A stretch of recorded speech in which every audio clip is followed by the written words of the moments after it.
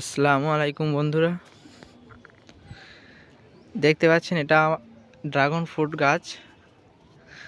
এটা ফলও হয়েছে, এর আগেও অনেক ফল হয়েছিল, তুলে খাওয়া হয়েছে। এটা আমার 2 বছরের গাছ, আর এখান থেকে এই গাছের ডাল কেটে আমি লাগিয়েছি। এটা 1 বছরের গাছ।